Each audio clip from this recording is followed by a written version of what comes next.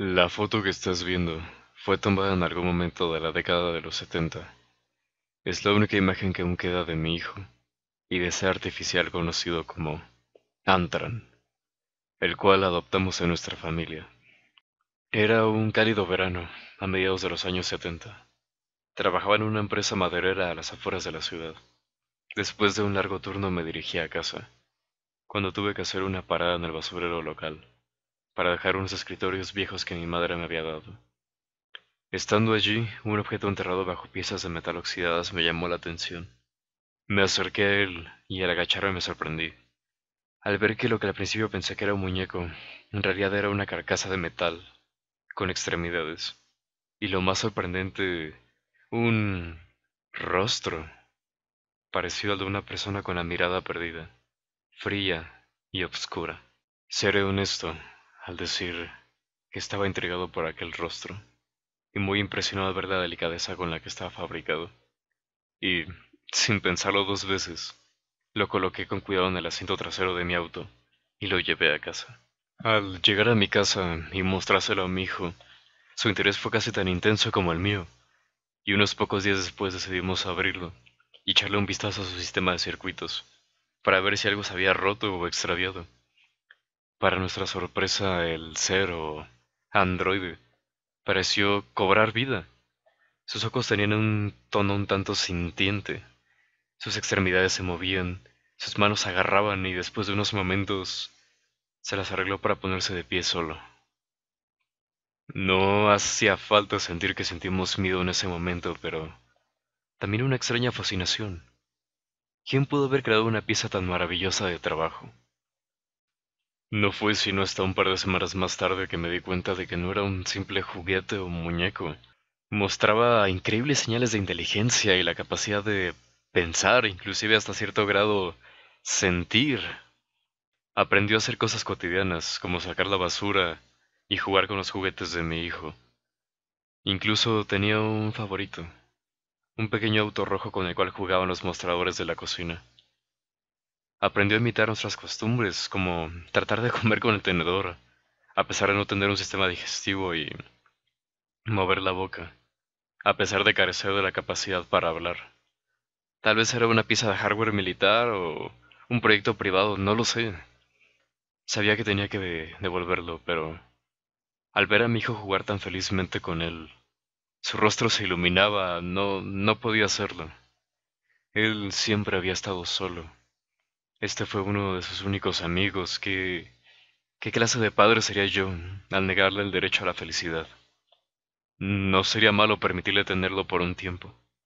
Decidimos llamarlo Antran, que era lo que decía el texto impreso que tenía en la espalda, escrito en mayúsculas y en letra pequeña. La primera conducta que me llamó la atención de Antran fue una vez que nos acompañó a mi hijo y a mí a la escuela. Era su primer día en el tercer grado. Fue en ese momento en el cual me señalaba a la escuela y luego se señalaba a sí mismo, mientras tiraba de mi mano, como intentando hacerme una pregunta, la cual interpreté como ¿por qué no puedo ir yo?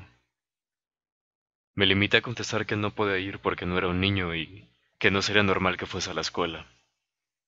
Los meses pasaron rápidamente y la vida en la familia parecía estar mejorando.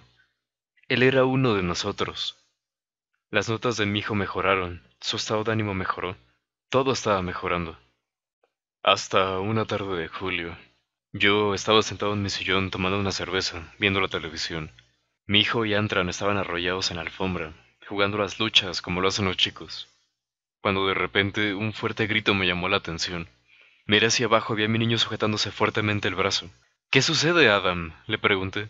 Se subió la manga y en su brazo había una gran marca roja que le cubría todo el antebrazo. Antran, me pellizcó, respondió con voz temblorosa. La marca era realmente roja. Pronto pasaría a ser un bulto púrpura hinchado. Mis instintos paternales me dominaron y como un padre regañando a un niño travieso, le grité al androide. Le dije que Adam sí podía sentir dolor a diferencia de él. En mi enojo la amenacé con sacarle de la casa, si volvía a herir a mi hijo. Su frío rostro metálico, por un momento, parecía mostrar verdadera tristeza y dolor, como si no hubiese dado cuenta de la fuerza que tenía, como si lo sintiese. Sus labios se movieron, quizás para tratar de reunir las palabras para disculparse a través del lenguaje o Quizás simplemente para copiar lo que yo estaba diciendo. Nunca lo sabremos. Más tarde en la noche me disculpé por haberle gritado. Le dije que todo estaba bien y no volví a pensar más en eso. A pesar de esto, sentí un cambio de actitud tanto hacia mí como hacia mi hijo. Unas semanas más tarde, mi hijo entró a mi habitación. Debió de haber sido por la mañana. Mi sueño fue interrumpido por el suave rechinar de la puerta de mi dormitorio. Papá, susurró. Sí, hijo, le contesté. Sigue mirándome. ¿Qué? ¿Qué hace? Le pregunté con los ojos cansados. Antran, sigue mirándome. Su voz temblaba con miedo. Me di cuenta de que algo no estaba bien. Me di cuenta de que se estaba agarrando del otro brazo y de inmediato lo llamé. Al subir la manga, mi corazón se hundió. Había más moretones. Debieron de haber sido 4 o 5 en sus pequeños brazos. Quítate la camiseta, Adam, le dije. Tratando de mantener la calma, pude sentir una mezcla de emociones dentro de mí, pánico, miedo, ira. Se quitó la camiseta y cuando su camiseta pasó por encima de su pequeña cabeza, mi corazón se hundió aún más y mis ojos se hincharon. Mi hijo se puso de pie, delante de mí. Su pequeño cuerpo estaba cubierto de marcas de diferentes tamaños, con diferentes tonos de marrón y morado. Inmediatamente me levanté y fui a la habitación de Adam. No había nada. Miré debajo de la cama. La ventana de la habitación estaba cerrada. Nada. De repente, un fuerte golpe se escuchó arriba de nosotros, seguido de 3 fuertes pasos. Está en el desván, susurré mientras miraba hacia arriba. Al caminar por el pasillo me di cuenta de que las paredes a ambos lados de mí estaban cubiertas de rasguños que llegaban hasta la cuerda de la pequeña puerta que conducía al desván, la cual estaba balanceándose.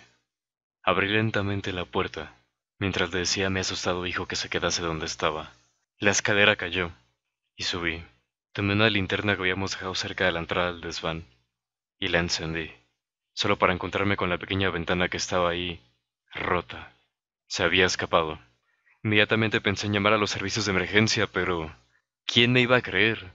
¿Un ser metálico pensante está lastimando a mi hijo? Mirarían los moretones y me denunciarían por abuso infantil. No tenía más remedio que guardar silencio.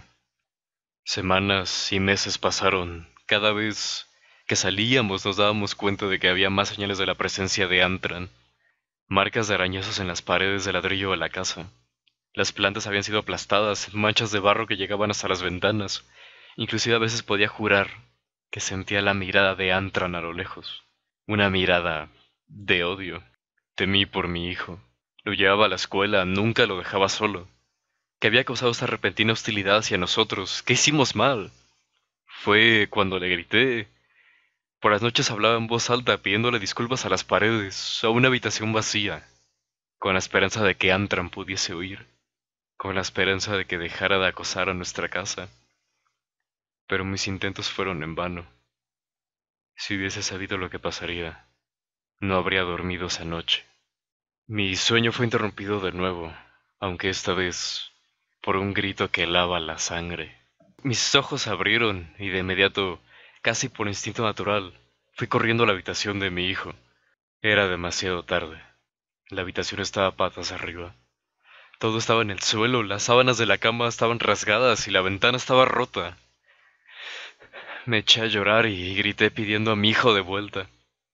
Llamé a la policía, les dije que mi hijo había sido secuestrado, me preguntaron si había visto al culpable, mentí y les dije que no, esperando a que las fotos de mi hijo hayan sido suficientes, como si ellos fueran a creer que un muñeco sentía y hacía daño. Los siguientes días lloré hasta quedarme dormido. Lloraba como si fuera un niño. No valía la pena vivir más. Desearía nunca haber encontrado esa cosa. Traicioné la confianza de mi hijo. Tenía que protegerlo como padre y ahora tengo que pagar el precio. Una madrugada de septiembre me encontraba en mi sillón, bebiendo. Cuando escuché el sonido de la puerta de la alacena abrirse, Adam, dije, corrí a la cocina. De nuevo, nada, excepto que en el mostrador de la cocina se encontraba el auto rojo, el mismo juguete favorito de Antran.